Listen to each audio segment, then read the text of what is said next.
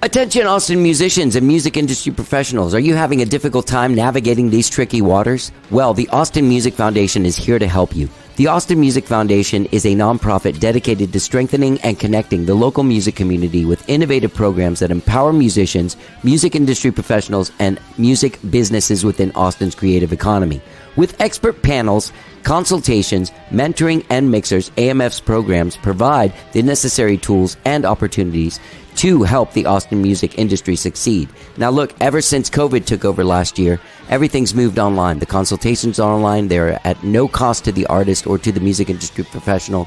Just go to austinmusicfoundation.org. That's austinmusicfoundation.org to find out how they can help you. Austin Music Foundation is here to help. Let's get down. Gang, we all know Spotify is the best and most popular music streaming app. They have millions of songs by millions of artists available at your fingertips. But did you know that aside from millions of songs, Spotify now has thousands and thousands of podcasts from all of your favorites, including Fresh Air, How Did This Get Made, Conan O'Brien Needs a Friend. They also have original programming like Stay Free, The Story of the Clash, and of course, the ever-popular Barack Obama and Bruce Springsteen podcast going on right now. Just go to Spotify.com or download the app from your app store. And don't forget to follow How Did I Get Here? That's Spotify. Millions of songs and thousands of podcasts. Let's get down. And you may ask yourself, well, how did I get here?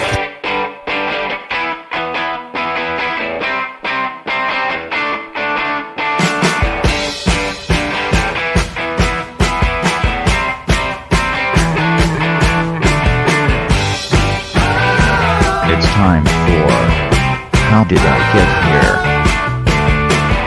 And now here is your host,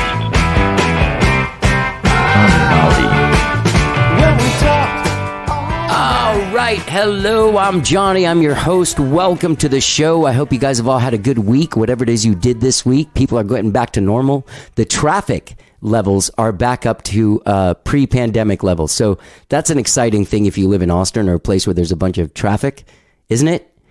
Guys, I have a couple of big announcements to make. First one, I dropped a brand new single today, Friday, May 28th. It's called Marigolds. It's available on Bandcamp, johnnygowdy.bandcamp.com.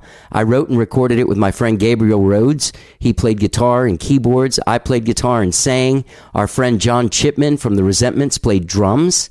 Our friend Scott Garber from so many bands I can't even name, he played bass.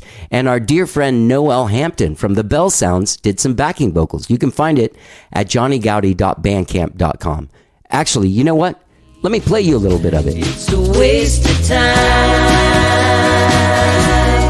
shuffling cards with catastrophe, read between the lines. If you look hard enough, you'll find me. Somewhere in the broken mirror, a piece of me still shines. All right, that's Marigolds, available at johnnygowdy.bandcamp.com. Fantastic. I'm really excited about this new music I'm putting out. I hope you like it. It's a song about being alone, because I was when I wrote it, and I wrote it over Zoom with Gabe. It really was. It was like in July of the pandemic. So I had had a breakup. My dog had passed away, and here I was alone in my apartment for an indefinite amount of time under quarantine. So Gabe and I wrote this song. We were all able to go into Gabe's studio and record stuff separately, but it's very exciting, very, very exciting to have this song out right now. Marigolds, go find it at johnnygowdy.bandcamp.com. The other big announcement I have to make is I'm playing tonight, Friday, May 28th in Houston. I'll be opening for Temple Underground at Rockefeller's in Houston. I don't know if there's still tickets left, but go to rockefellershouston.com to find out if you can get tickets. Come on out, man. I'll be playing a short set opening for the band. Doors are at 7. I play pretty close to there, so if you're there at Doors, you'll definitely catch me. And if you stick around for Eddie Hernandez, who's amazing, he's playing after me, and then Temple Underground, who are fantastic. My friend Brandon Temple and James Robinson, their band is fucking transformative. It really is. I definitely suggest coming to the show, not just to see me, but to see the rest of the great music going on tonight, Friday, May 28th at Rockefeller's in Houston. All right? Gang, I also have a great big show for you guys today. I'm joined by the great John Dell from El Combo Oscuro. They have a brand new single out called Calavera. El Combo Oscuro is made up of members of Grupo Fantasma, El Tule, Del Toro, and you can find them at elcombooscuro.bandcamp.com. But before we talk to the great John Dell, I talked to my friend Lindsey Kappa, who has rebranded her thing and has a new name for her project. It's called Bad at Being a Girl, and you can find her at badatbeingagirl.bandcamp.com. She has a brand new single out called Stuck in This Room, another song written during COVID, but she wrote it while she had COVID. It's a synth-heavy single that she wrote to avoid going crazy while she had COVID and was stuck in a room for 10 days because she was trying not to get her mom sick. So before we talk to John Dell from El Combo Oscuro, let's talk to my friend Lindsey Kappa, also known as Bad at Being a Girl. Let's get down.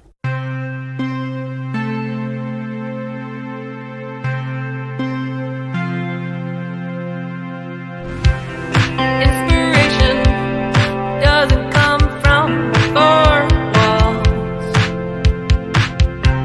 My body's aching from doing nothing at all. Miss my friends, miss my family. How are you feeling, though? You feeling all right? Oh yeah, I feel this was When did you get the this COVID? was back in January. January. Yep. It was in the beginning of January, and I think I had it for like 5 days. It was in total that it was terrible, and then like after that, like it was fine, but because of what my morning job is, I had to stay in quarantine for 10 days. Right. You stayed in. But what a great thing. You're the first person I've met that had COVID and turned it into a great song. Thank you. Awesome. Yeah. Everyone else I know just bitched about it. I had to do something because it was just, I was losing my mind. If I didn't do something, there was already one day where I cried because all I was doing was watching movies on my phone, just keeping up with stuff, and occasionally eating, because I also my mom would, because she took care of me during the time. She would have a tray with all the stuff on it, leave it by the door, and then knock. And then when she would walk away, I would open the door quickly, take it in, and close. God, how weird. Mm-hmm. Must have been tough for her because she couldn't physically take care of, you know what I mean? Like, oh, just come here, lay down with me. I know, it sucked because, so she would call me on my cell phone, and she'd be in the living room. She's like, "What you doing? What's new with you?"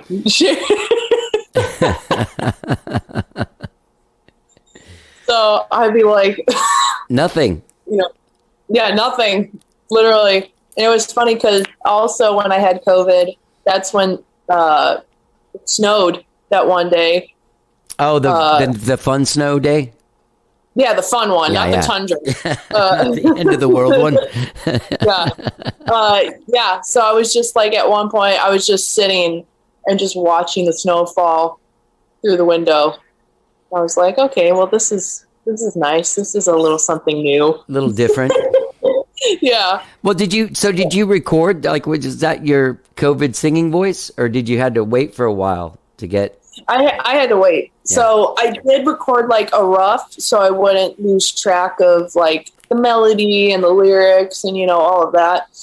But I did have to re-record it. However, the phone messages were recorded. Those were when I was in. Those don't sound healthy, man. Yeah, they don't. Yeah, those were. No, but I overdubbed the main vocals and the harmonies and all that. How were you doing before then? Like, how did you handle the pre-January quarantine? Were you working then? Yeah, the crazy thing is, like, even though, and I'm very fortunate to say this, I have not lost work like some people all over the world. I was full time, like I am full time at my morning job. Have to wear a mask though for the whole time, Sure. so which is fine. I'm a big girl, but I got hired as a DJ in July of 2020. And I also got hired as a faculty member of Omni Sound Project. So Awesome. yeah, so I started teaching classes to engineering classes and stuff via Zoom. So That's great, because I know that we've talked about it before, that, engineering isn't particularly a job that is presented to young girls. So it's not really presented as an option as people grow older.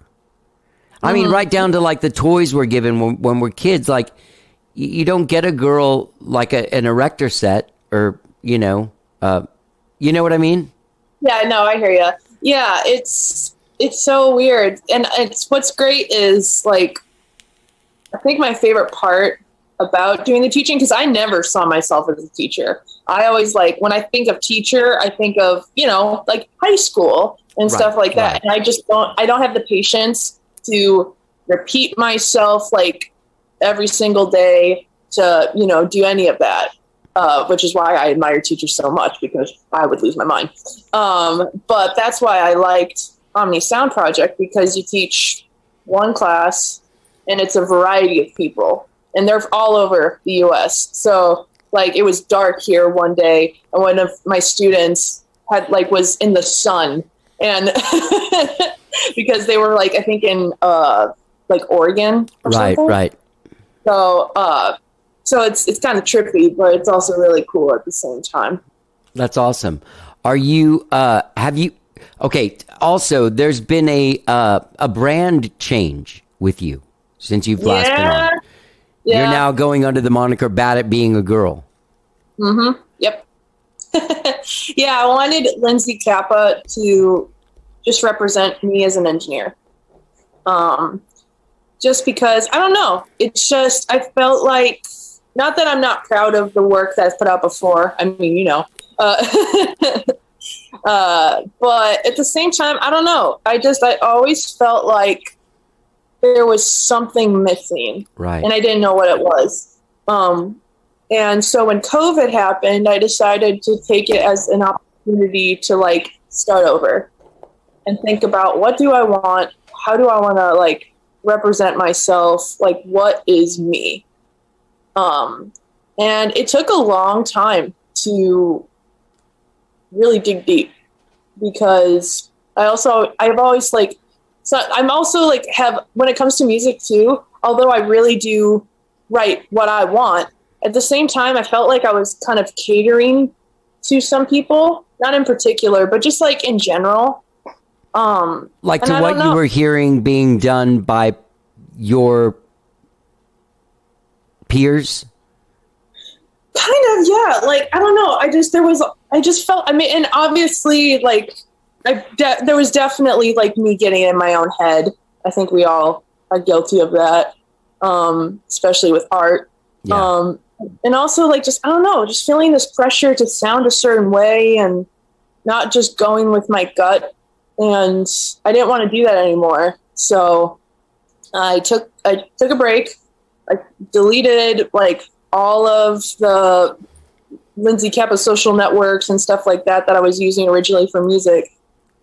And I just kind of just sat and thought, okay, well, I'm just going to practice writing, which was advice from Einar. Because that's who I went to, honestly. I scheduled something with the Austin Music Foundation, because I love them. And I just talked with him. Like, there was a lot of moments where I was like, I don't know if I should do this or do that. And he was just like, just practice writing. He goes, just sit there, and whatever comes to you, just do it. Yeah. And I was like, okay. And I started, I was really liking what I was coming up with. But then it was the name. Like, I was like, I don't know what to call myself. Right.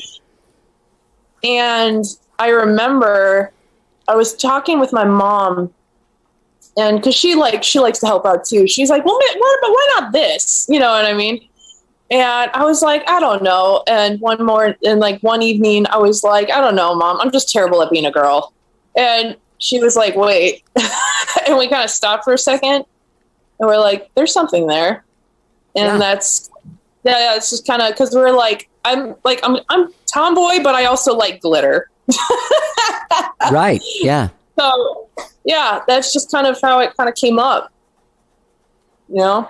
And it's a great name. Thank you. I appreciate it. Yeah. I did all the things too, where I was like, okay, let me type into Google. Is this taken? No? Great. And and I bought the domain just in case to be on the safe side. I was like, okay. But this is the only single so far, and it's available at badatbeingagirl.bandcamp.com, right? Yeah. Okay. Yeah, I got a band. And I know I was like, just do Bandcamp, like, and maybe a SoundCloud or something. He goes, don't worry about Spotify and all of that. And I was like, okay, great, because that makes me want to rip my hair out. I did that. I did that with my last single, in that I did the Bandcamp 2 weeks and then Spotify. Yeah. I don't know, man. I mean, it's a single. You know what I mean? Like, you're going to make $1. I know. And that's why I was just like, you know, I'm just going to start small, because you can always grow. You know what I mean? Yeah. And like, you can always add to stuff to Spotify later. It doesn't have to be like, oh, here we go. You know? Yeah, but then when you're dealing with something like, and I'm not challenging Anar. No, you're good. But no, I'm just saying, in case he's listening, I don't want him to kick my ass. It's not as much of a challenge, but then say, like, you know, you get, 2,500 listens. If I got 2,500 listens during those 2 weeks, then when I put it on Spotify, it's going to be at 0. And nobody goes to your Bandcamp to see what you're doing. They go to your Spotify to see if you're doing stuff, you know? Yeah, no, for sure. I don't know. It's all really confusing to me. I know. I wish I had that, like, social media, like, gift. Me too. There's just so many people who just got it down. Like, they just know the algorithm and they know what the system is. And I'm like, yeah. Oh my God. I'm like, how do you do that? You know? Yeah.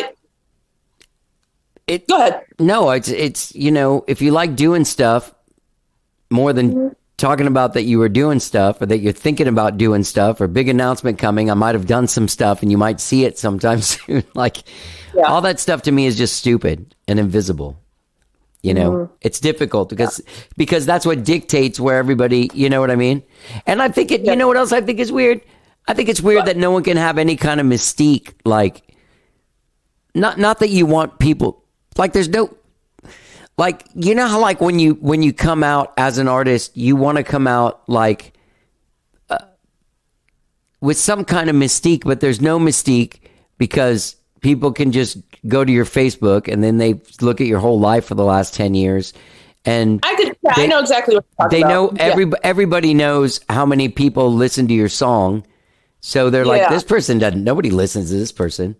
Or like, oh, I'm very impressed with this person has, whatever. It's all weird. And that aspect of it kind of kills the mystique of, like, whatever Bowie had, Yeah, no, exactly. Yeah, like when back in the day, when if you discovered someone, it was simply because you were actually at a venue, just thought of catching a show, and then it just, like, that's how it all happened. And you just didn't know. Yeah, no, I totally get what you're saying. I miss it too. Is Bad at Being a Girl going to play some shows now that things are opening up? So I am focusing this year on making as much music as I can. However, I will be the synth player for Scott's band. Scott Collins. Mm-hmm. Yep. Fantastic. You guys have some shows coming up?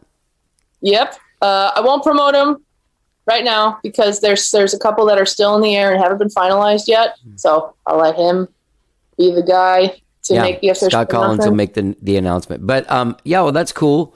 Have you been getting to do any work recording anybody? Yeah, I've actually, a kind of been all over the place, honestly, which is so weird because of COVID.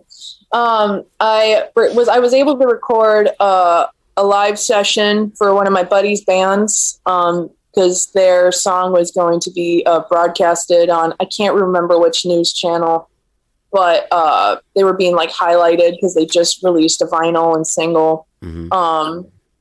And that the Golden Roses, for anybody who's listening, check them out. Country, kind of Americana. And then I've been kind of switching in between on Chicken Run Studios, like helping out there when I can, and Same Sky Productions. I was able to recently do a setup with Rock and Roll Rentals. They were having a gig to set up some equipment, so I got to get back into that again. That was nice. And I got to see some old friends. Going to be teaching some classes with FemRock. Very excited about that. That's great. Yeah, I know, just a ton of stuff that's like a little here, a little there, a little there. You know when the next single is going to be coming out? I'm going to be shooting for what is it? Still May? What month is it? It's May. It's still May. It's like the middle of May or something. I don't know. Okay, I'm really going to shoot for the end of June, very beginning of July. Awesome. So you got stuff coming down the pike. Yeah. Oh yeah. I'm really trying to release something like a single once every 1 to 2 months. I'm really trying to shoot for that. Okay. The next song is not going to give the title away, but it's about booty calls. So. Oh, nice. Get ready for that. Get ready for that, people. That one was also that was also recorded during COVID as well. Oh wow! Yeah, so I needed to stay sane. Yeah. Well, it's good, man. It's good to have that outlet. I'm glad. I'm glad to see that you stepped back and retooled things and came out with like a new name. It's good that you can do that. Yeah. Yeah. Thank you. Yeah. I don't know. I really am although 2020 was a rough year for everybody. I am very fortunate with how things have worked out on my side, just because I really feel like, I don't know, like more me than I ever have been before. And I really feel like there's been progress because, there's just times in your life where you feel stuck and you're like, what am I doing? Yeah. And, I've really tried to practice, this is going to sound so hippie, warning. But I've really tried to practice manifestation and just trying to just put positivity out there and just really, I don't know, be one with the universe. I don't know. Man. It sounds I hear you. It's not all corny. It's real. Yeah, but I really tried to do that just because, I had a couple meltdowns during I think we all have. Yeah. During 2020, and I've just had a lot of good things happen to me that I'm very fortunate about. That it's hard to say I can't look forward. You know what I mean? Right. So, well, this song is great. It's called "Stuck in This Room." Bad at being a girl.bandcamp.com is where you can find it, and hopefully new singles coming down the pike in the next month. Yes. And maybe a show next year in 2022. Yeah. Oh my God, that was crazy. The fact that next year is 2022. I know. I keep reading that. We lost like a year and a half. I know. I did. I mean, I definitely did. We all did.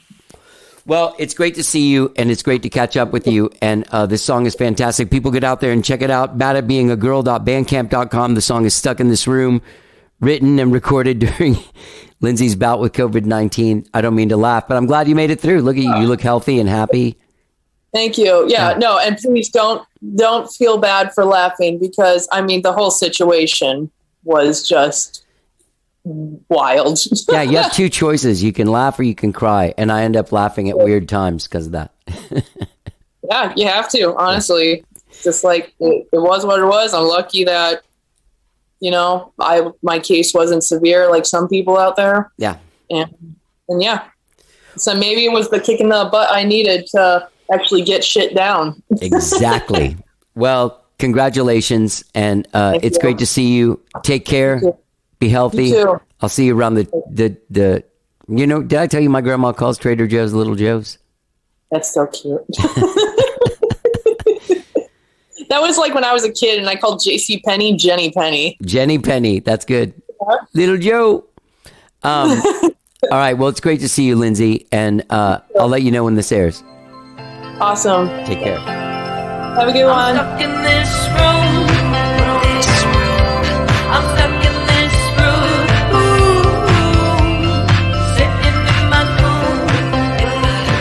Bad at Being a Girl.bandcamp.com is where you can find that song, Stuck in This Room. Fantastic song. Always great talking to Lindsey, man. What a very talented person. I've actually worked with her before, I think, as an engineer when my friend Scrappy and I were doing music for the Dudley and Bob morning show here. Anyway, Bad at Being a Girl. Find him at badatbeingagirl.bandcamp.com. Check out this single, Stuck in This Room. She had COVID, man, but she made it through.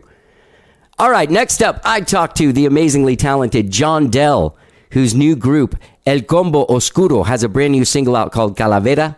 This retro-Cumbia dancehall band with a touch of psychedelia features members of Grupo Fantasma El Tule and Del Toro. John, we have a great conversation, man. Those guys, they've been rehearsing outside, like at a park, at an undisclosed location, because they don't want anyone to know about it. But apparently there's power outlets out there. And so during the quarantine and during the pandemic, they were rehearsing and working on music out at a park at an undisclosed location, which I'm sure while there were people there, they were having a great time. This band is fantastic. John is a really great guy. He was nice enough to bring me some Cuban tortas from this fantastic place on Rugburg called Sabrosita here in Austin. La Sabrosita. So go on out to La Sabrosita and check out the Cuban torta, which John turned me on to. They also have some great chips, and they also have fantastic salsa. So La Sabrosita is the place to go. Even though they're not sponsoring this show, we'll still give them a shout out. All right? You can go to elcombooscuro.bandcamp.com to pick up their single Calavera and find out where they're playing. Follow them on all the socials. And please, without further ado, enjoy my conversation with the immensely talented and extremely cool John Dell from El Combo Oscuro. Let's get down.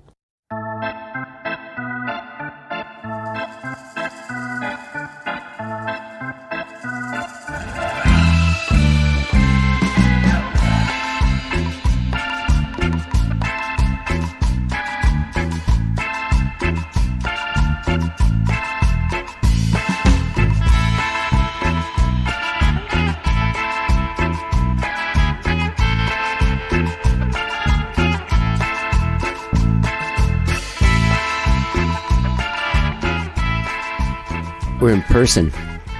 It's pretty weird. Yeah, it is. Here, move that mic up a little closer to you. Have you had anybody in since? Yeah, I've had a few people in, a handful. How about that? Yeah, that's good. Maybe like 4. Maybe you're the 5th one. Yeah. Yeah. Tired of Zoom. I'm tired of Zoom. You spend a year on Zoom. Yeah, Zoom has its.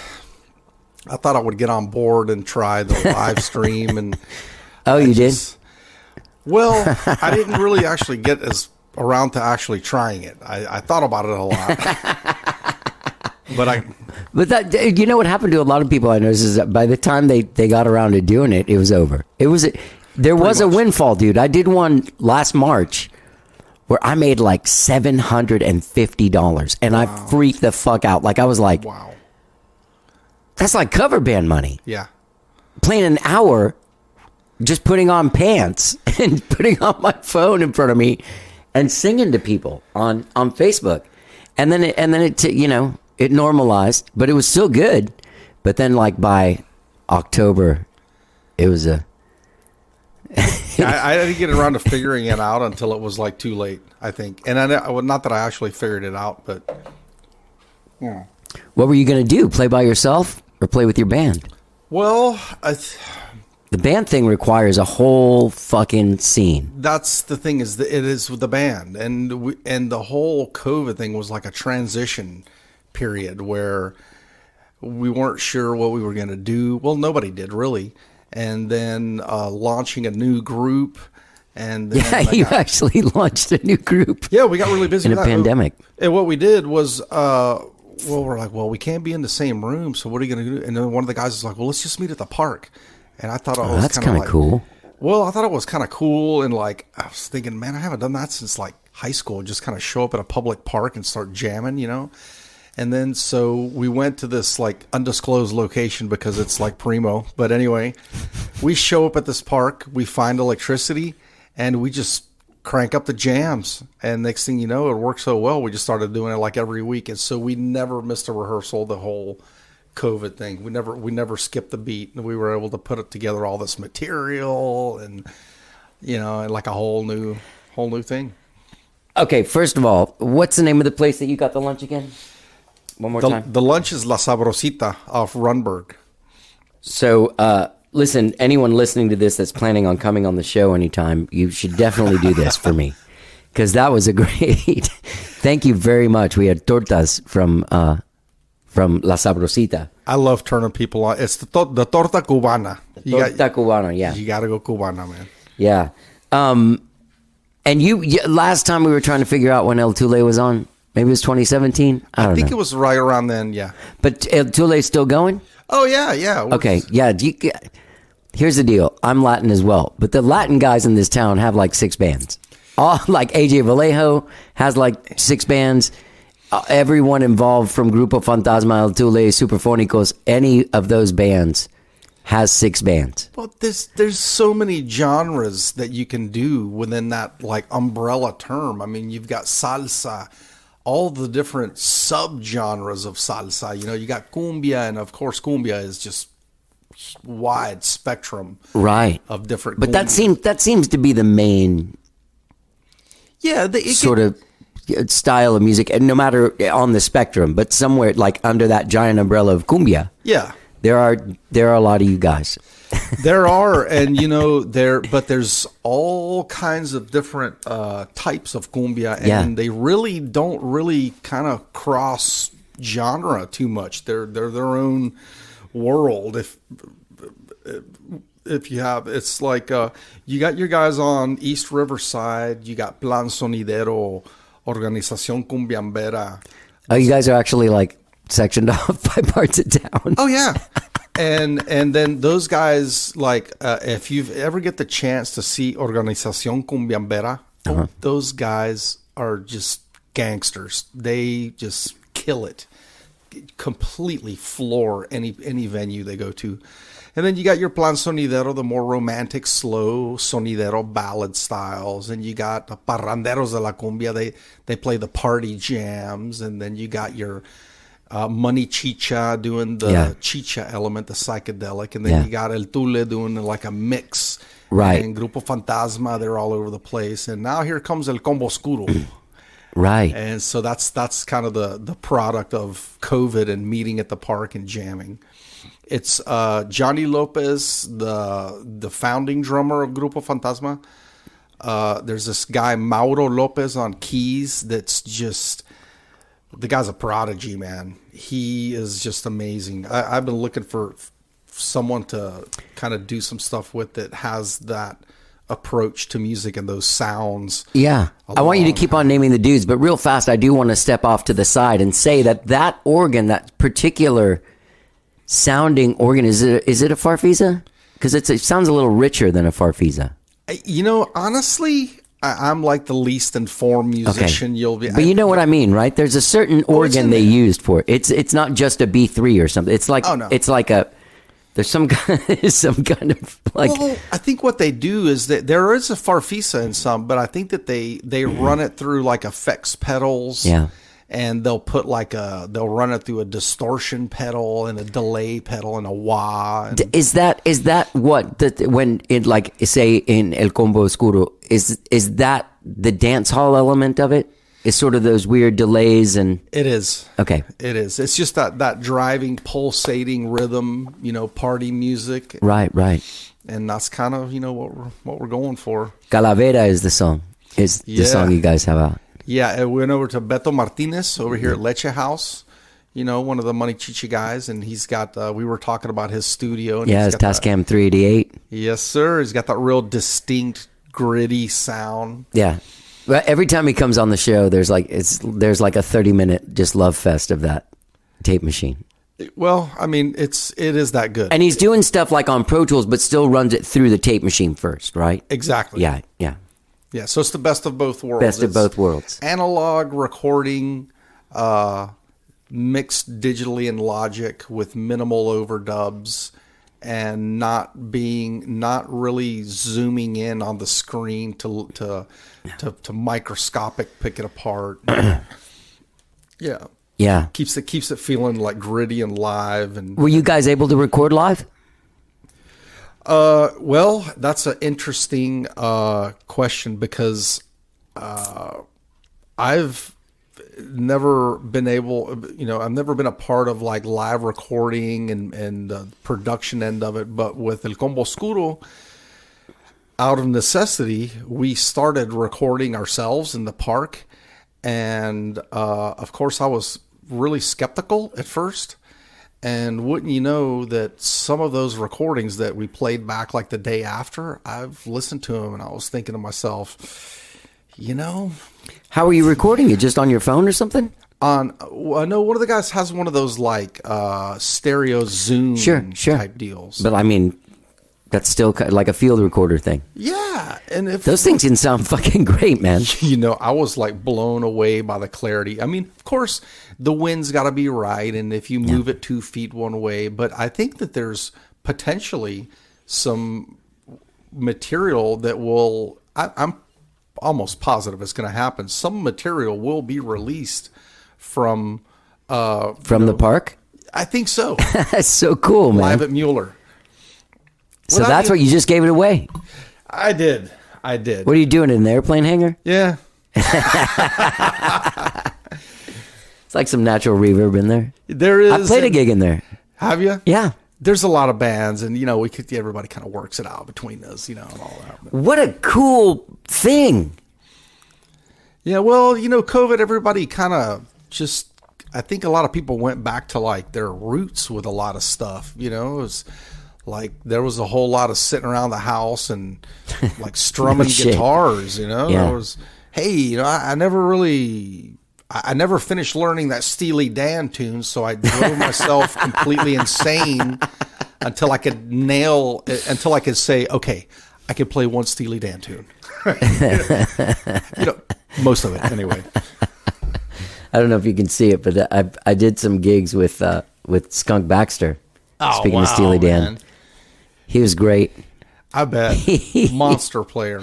He was, but he showed up to these gigs, and it was in the early 2000s, like when the Iraq and Afghanistan war were going. I don't know if you know that he does this, but he's like a counterterrorism expert for the Department of Defense. He is, really? And he at that point he was spending 6 months of the year in a bunker underground in Afghanistan, like doing counterterrorism stuff. You never know, man. Yeah, but he showed up with like this weird like solid state amp and like this Zoom effects board that was just real like it was real process sounding, and everything he did had like that 80s chorus sound too. It was real weird.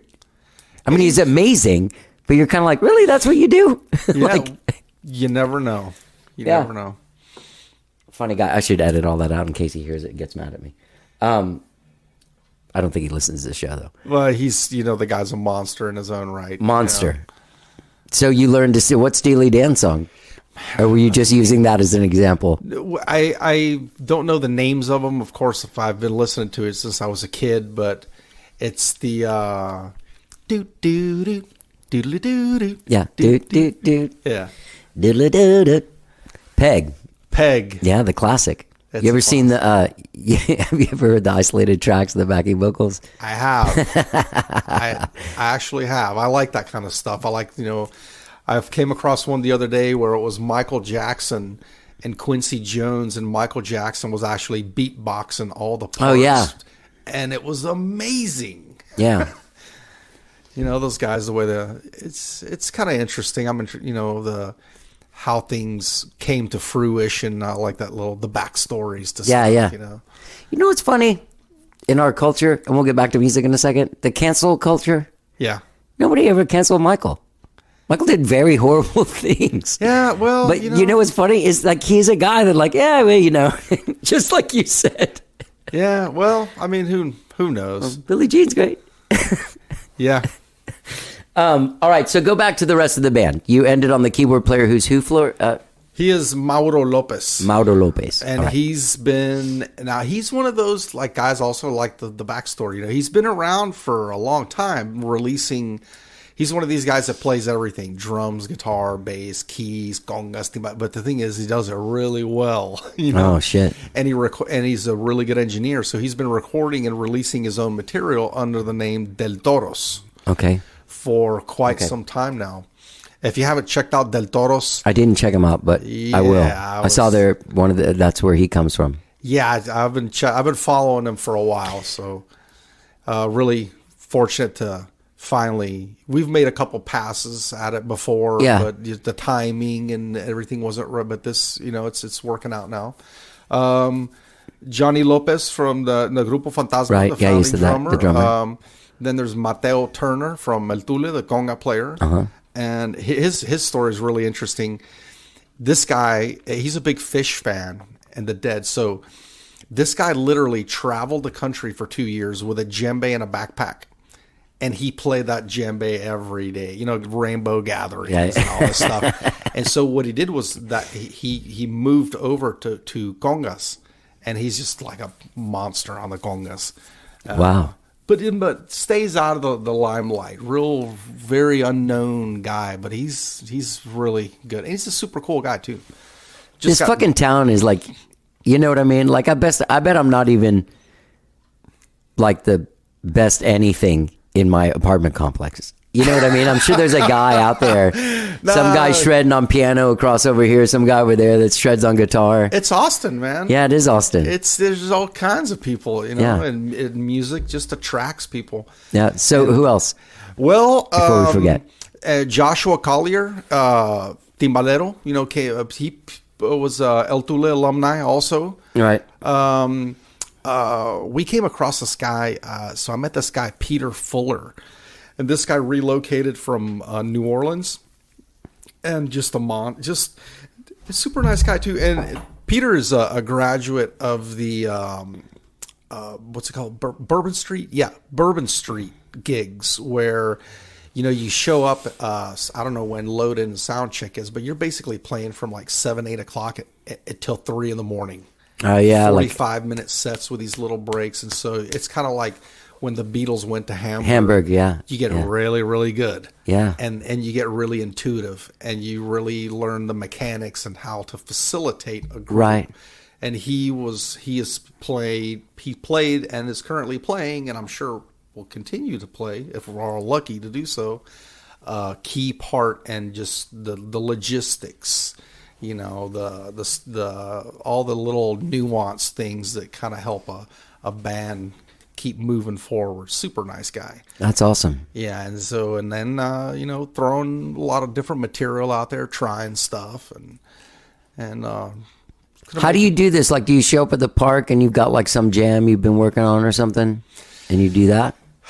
Well, it's a lot of different ways. One thing is we got to really organize on this app.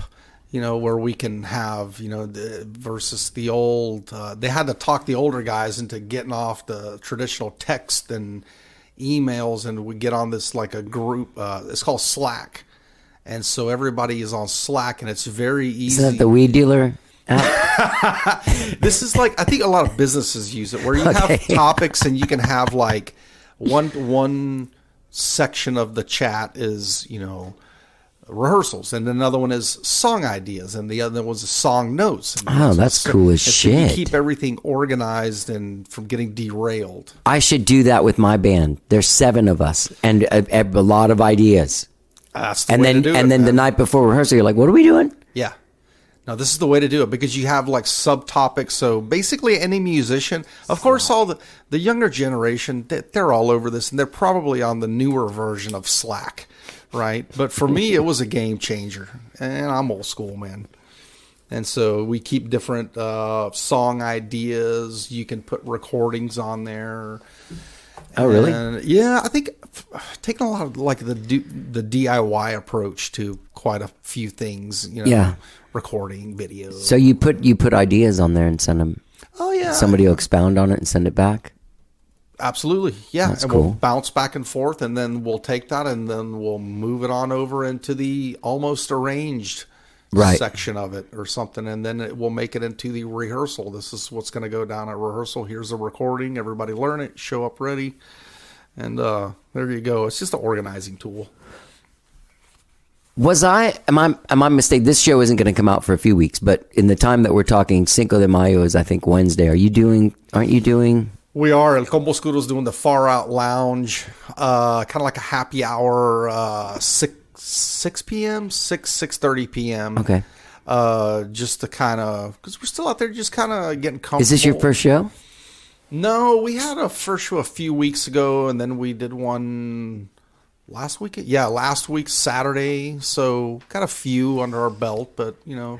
Oh, and then you're doing 6 o'clock, and then the Selena thing is after. Okay, because I Yes. thought you guys were the band for the Selena thing. No, there's first El Combo Oscuro does like the happy hour thing, Okay, and then there's okay. like her name's Jennifer Fuentes. She's like and I checked out some of her like solo stuff, like Yeah. you know the wine bars, and it's just really good.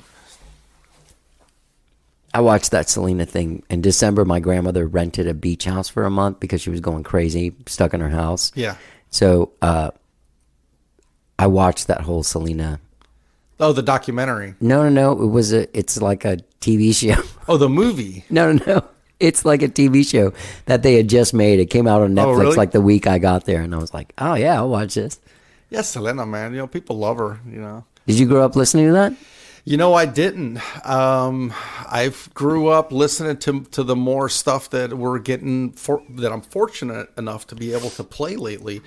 Where did you grow up?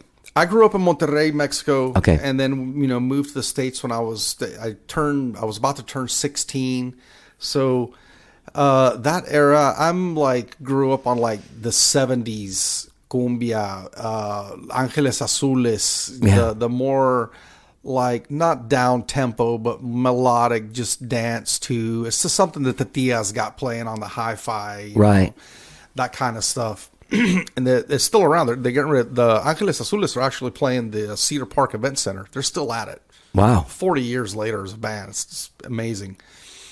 Nothing like Lifers. they were because they're like 15-piece band now. You know, back then it's just a little 4 or 5 piece. You know, Yeah. but that kind of stuff, keyboards, horn sections, just the whole kitchen sink thrown in. You know, all of it. Romantic cumbia, you know, easy to dance to. Right. A little bit of the psychedelic chicha elements, but it's not like chicha or the 60s stuff. It's Right. more it was mainstream back then, but has since kind of fallen into obscurity. At least off the mains. Although I will say that like being a huge fan of Ángeles Azules, I saw that they put them on the main stage at Coachella.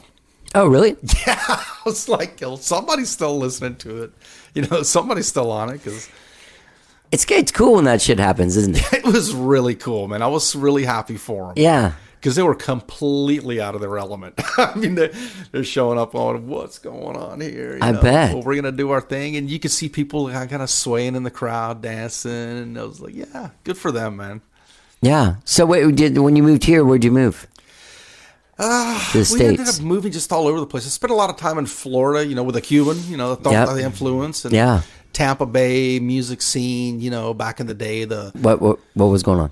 I was doing just... I Never was, heard anybody say the Tampa Bay music scene back in the day. well, because there is no music scene. Oh, okay. 'Cause I was like, tell me about this music scene. Yeah, well, I mean, it was back then for me, at least for me personally, it was like the 3 pieces, you know, rap, funk, metal, rock, you know, some reggae band stints and stuff like that. But Were there showcase rooms there?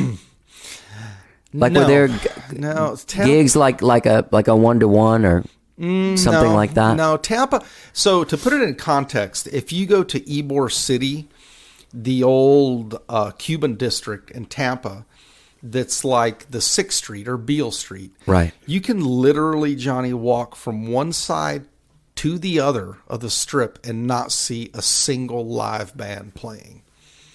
I did this. I've done this every time I go back to see if it's changing. It's just that, there are some touring acts and some, you have your local sports bars, right, where they get some bands every once in a while, but they're like cover bands, probably not like people playing their own music or anything. Let's just say that Austin, my sense of gratitude for Austin, it never fades. Right, it never goes away. I never complain about it. The traffic, the venues, the gigs, the sound.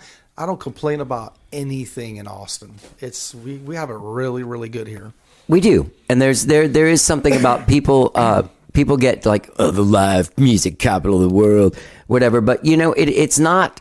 It's not the music industry capital of the world. Like, you don't come here and make it. You come here and work your shit out. Yeah. It's long gigs. Some of them don't pay so good, but you go there and you work your shit out. Yeah. And you get good enough to go get a record deal or whatever it is that you're trying to get. You know what I mean? Yeah. And you can tour from here.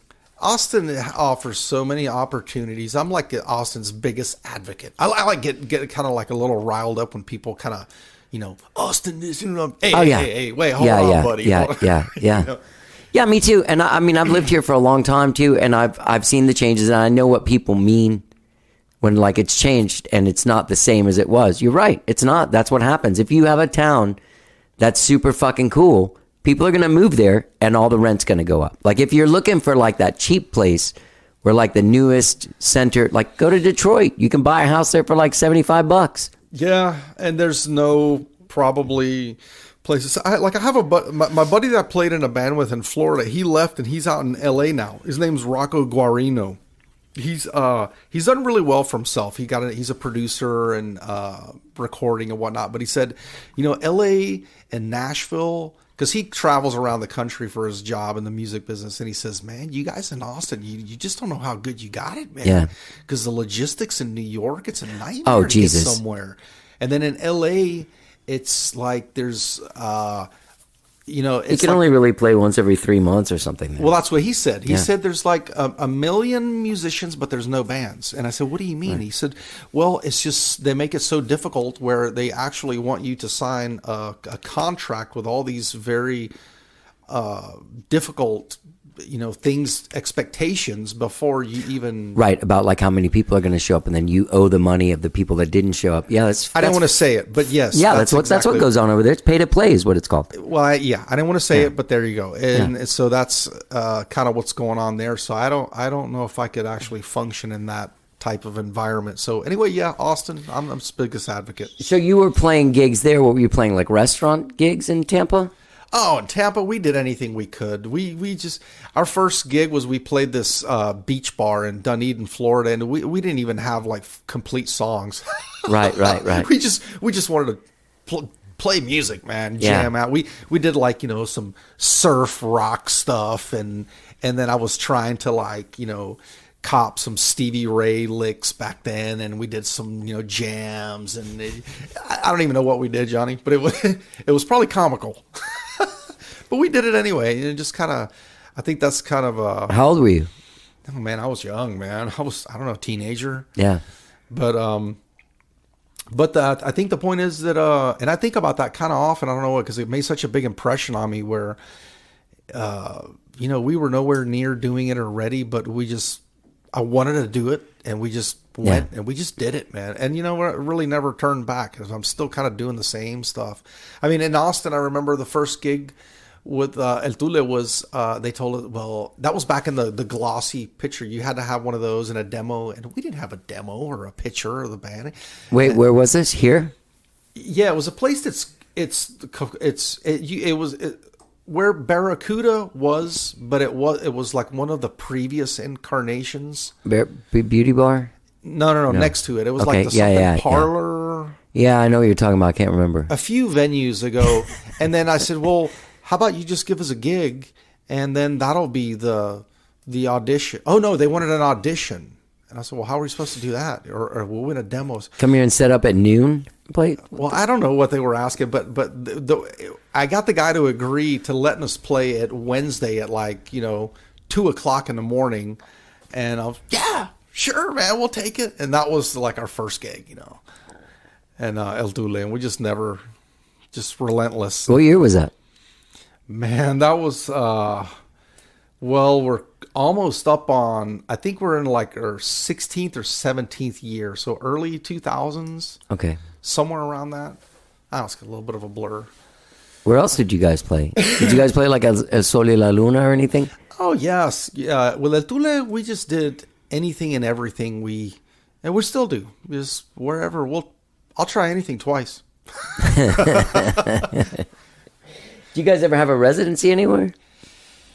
Yeah. The right before COVID, we were doing a monthly residency at Hotel Vegas. Oh, yeah, with cool. Cumbia night. And that was really fun because we could bring in some bands that would normally not come over. Right, that wouldn't get to play at Hotel Vegas. Yeah, well, not only at Hotel Vegas, but on the east side? Yeah. Like a hipster?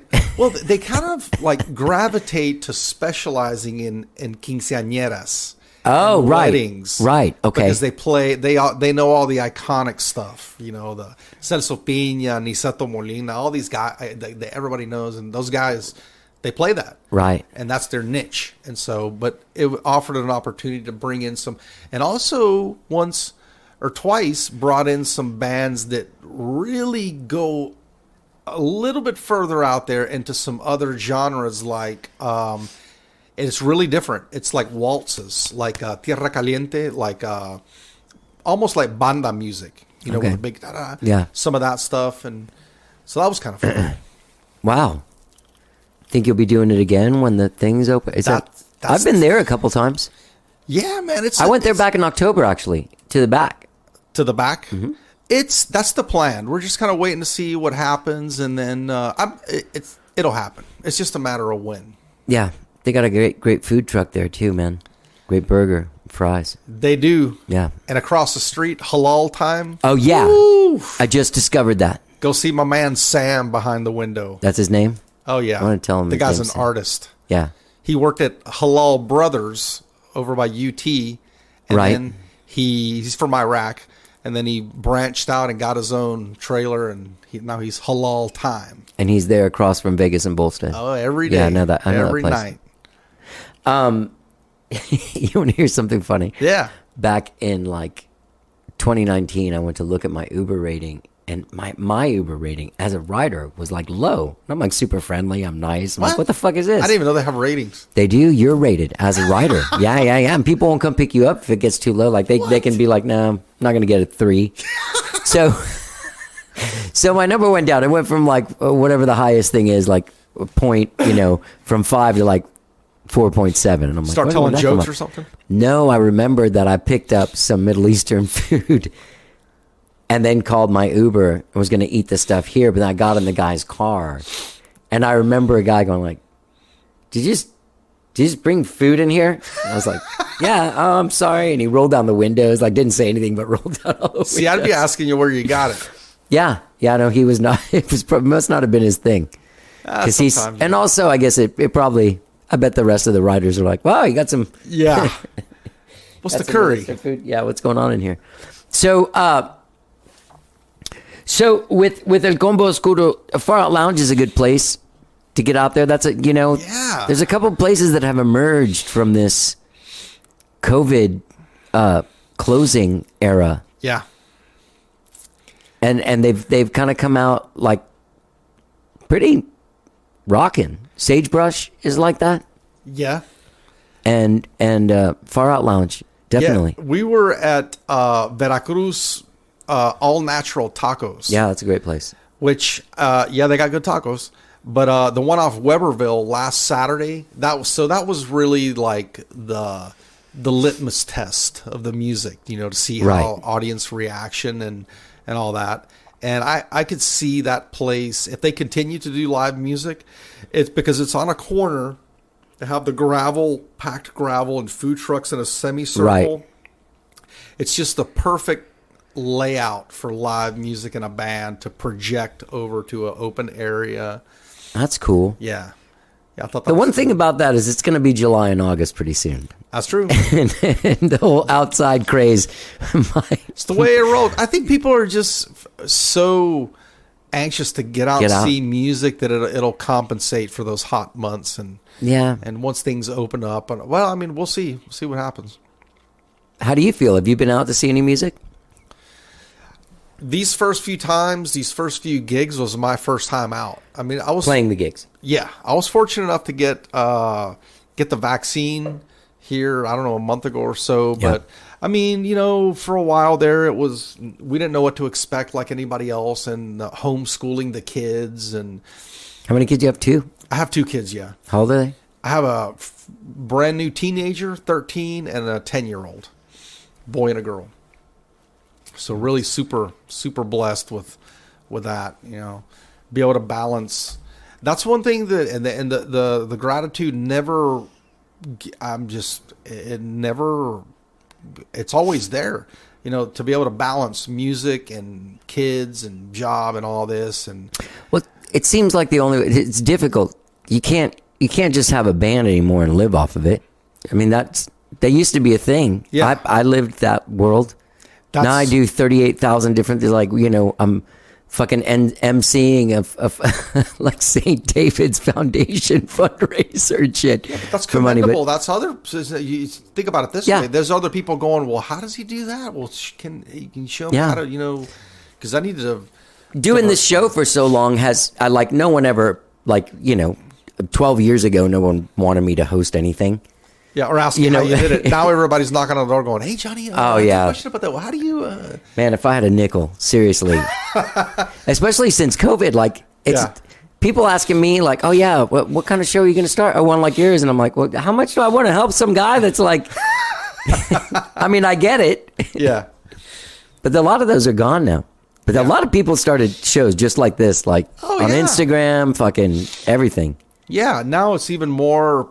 powerful and popular than ever, it's and I don't think that's going to change. We'll see what happens. I mean, eventually things have to gain some kind of normalcy, or but really, I don't know, just getting together with just having the opportunity to, because that's the way I look at it, is it's not like I get to play music, it's but like we said, coming from Florida, there doesn't have to be, people say, well, these gigs are really competitive and the bands and this, that. Well, at least there's other bands and there's places to be competitive about. Man, to be honest, it is not competitive here. It is. People are very helpful to each other here. They are. Way more than in LA and shit like that. Oh, I had this lady, her name was, I'll never forget her name's Alba Peña, and she was working, she's still around Austin. She was, I think I joke around with her and I call her Santa Alba, because when we moved to Austin, I asked her some questions, but she was managing some bands, and she just sent me this huge database of venues and the contacts and notes on the good, the bad, the ugly, who to contact, how to do it. And I was like, you're just going to give me this whole list, and they just call someone, book some gigs. Remember those billboard things you could get back in the late 90s and early 2000s that were the touring guide, and it had the thing of the college radio stations and all that. God, I remember and that was thing, and who knows what it's going to be like now, but I don't know. It's at least there's opportunities. There's always something to do. There's always a song to write. There's always some networking to do. A park to play in.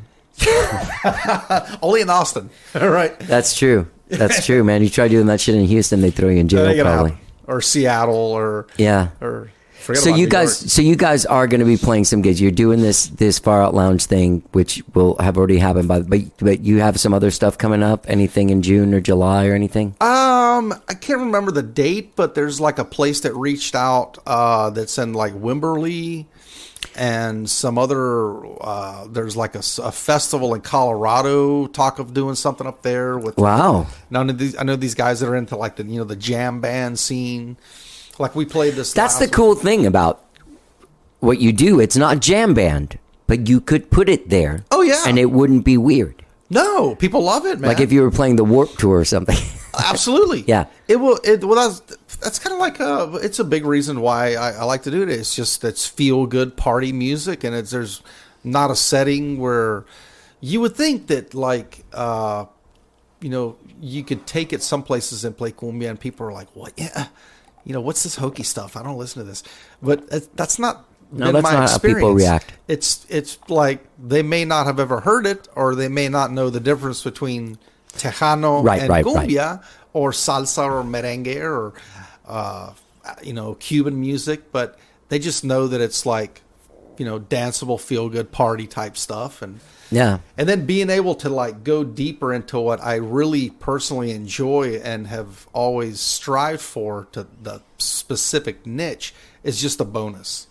Yeah, definitely. Psychedelic keys. I mean, how many guys well, I mean, there's once again, Austin, there's some guys, the Money Chicha guys, but how many guys get to take their like, Gibson SG and a deluxe reverb and run it through a distortion pedal? And what kind of band you playing? Oh, Latin band, Yeah, no, exactly. It doesn't happen, man. But yeah. But that's been a really good, a really big motivator. Wasn't Adrian was in that band at the beginning, right? Money Chicha? Money Chicha? When they were doing the gallery. Yeah, now it's, I think, well, of course, Adrian's with the Black Pumas, and he's busy for like the next 3 years or whatever. They're so huge. Oh, yeah, man. That's weird, isn't it? I mean, it's just weird. Like they're huge. Like, that's Austin for you. You watch it. Did you see the Grammys thing? No, but fucking the guy from One Direction was Harry Styles just singing along with Colors. Well, I knew Billie Eilish singing along. Really? Yeah. My niece, who's like 21, and she's in like the middle of nowhere. Where is she? I think Memphis. She's in Memphis, Tennessee. Oh yeah, Uncle John, the Black Pumas. And I'm like, yep. That's when I knew they had made their way into the fabric of the country. So weird. They did like these gigs at Seaboys, and I don't think they even were the name. It was like, oh, go see this. Eric Burton has a new band that I didn't know him. That's Austin for you. You never know. Yeah. And then like a year later, their Grammys nominated, and then the year after that again. Mm-hmm. That's pretty amazing, man. It is. Yeah. Anyway. This show is brought to you by the Black Pumas. They pay me to do those advertisements. I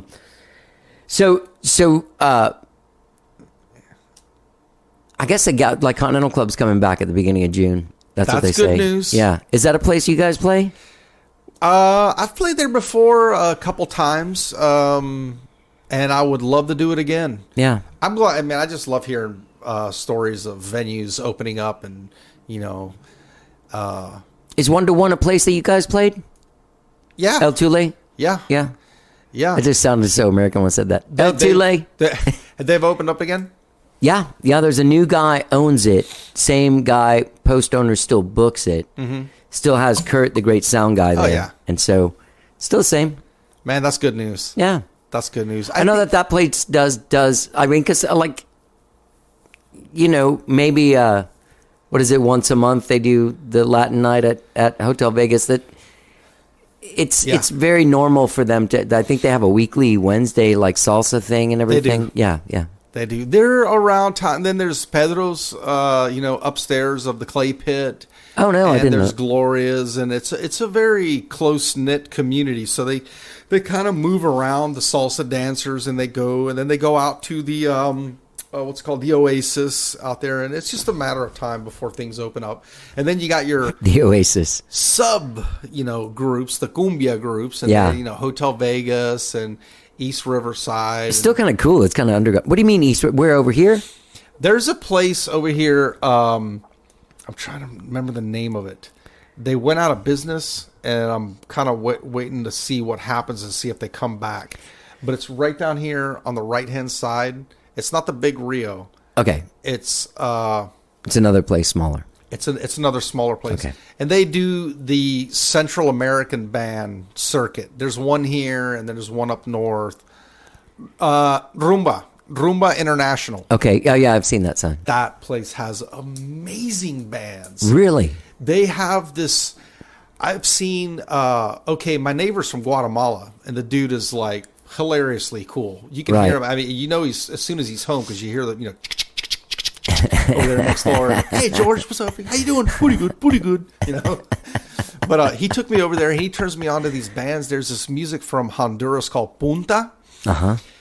Punta, not the Puata, but Punta, right? And it's like a hybrid of, I can't even explain it, but it's just like highly syncopated, really manic.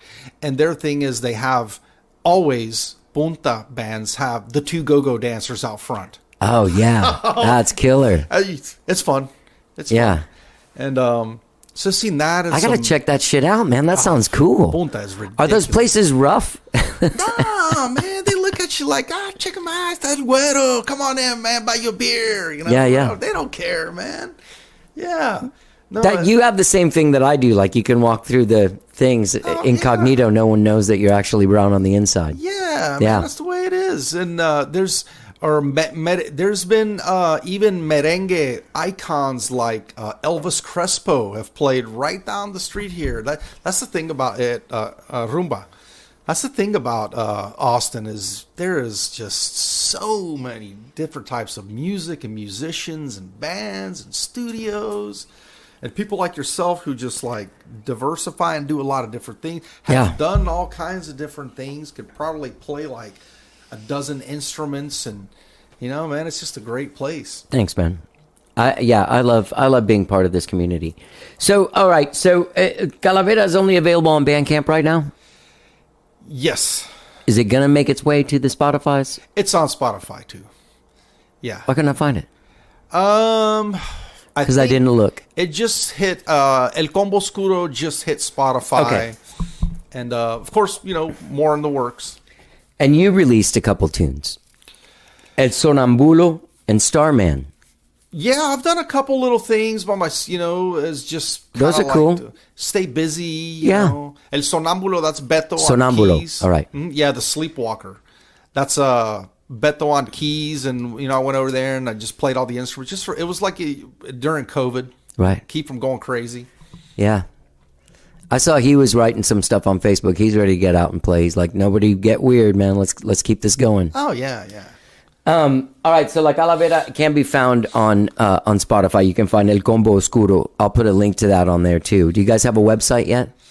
Or is it just the booking? Just the usual culprits, the social media and website in the works. But there's you can check out the sounds, and we got some gigs coming up and more in the works, and gonna make a go of it. Yeah, man. Well, the song sounds great, and your songs sound great too. Thanks. Yeah, you kind of downplayed them when we got on the microphones.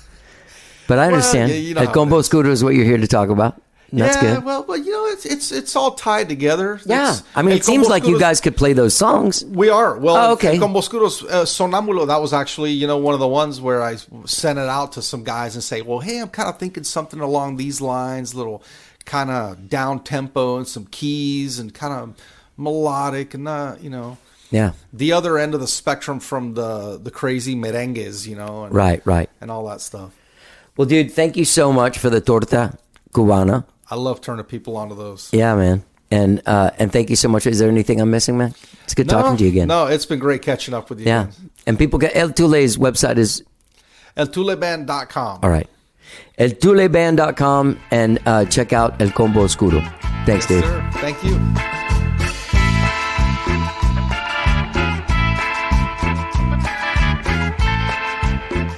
Yeah, El Combo Oscuro. You can hear that song and purchase it for yourself at elcombooscuro.bandcamp.com. The song is called Calavera. Always great talking to John Dell. Once again, thank you so much for bringing me that Cuban torta because it was delicious from La Sabrosita on Runberg here in Austin. Get out there and check out elcombooscuro.bandcamp.com. Don't forget to go check out badatbeingagirl.bandcamp.com. And don't forget to go to johnnygowdy.bandcamp.com and check out my new single, Marigolds, which is available today. And if you live in Houston, tonight, Friday, May 28th, come on out to Rockefeller's. Go to rockefellershouston.com to get tickets for the show tonight. I'll be opening for Temple Underground. Come on out. I'll be singing songs and having a good time. My first like real live show at a place. Yeah, since this whole thing went down. So since March 13th, since March 13th, all right? Thank you so much for listening to the show. Have a great weekend, whatever it is you do. We have 3 shows dropping next week. Check out the single Calavera, which you're going to hear the rest of from El Combo Oscuro. And do please have a great weekend. Be safe. If you live in Houston, come out to Rockefellers tonight. If you have a soul, listen to my new song, Marigolds, available at johnnygaudi.bandcamp.com. Have a great weekend. Let's get down.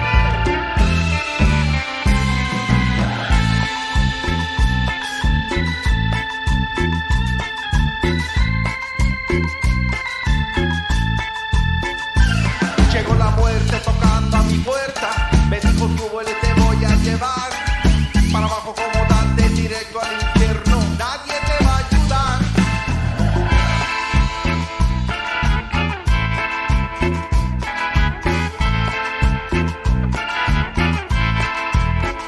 Le dije que seguro estás equivocado. Tengo familia, me queda un buen rato. Todavía no acabo de cumplir con mi deber. Llévate ese otro, está dormido el güey. Calavera,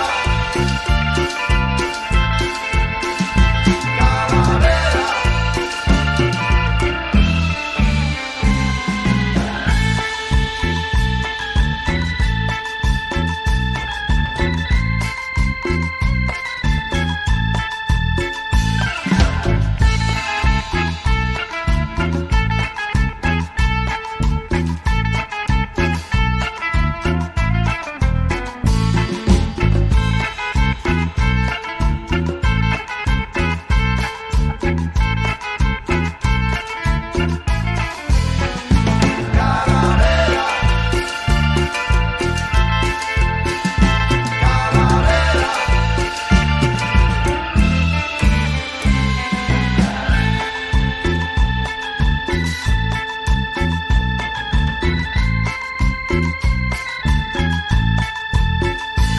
Como el halcón, volando por el cañón, con una lagartija en su pico el cabrón. Calaveras y diablitos, secuaces que huyen discutiendo la situación.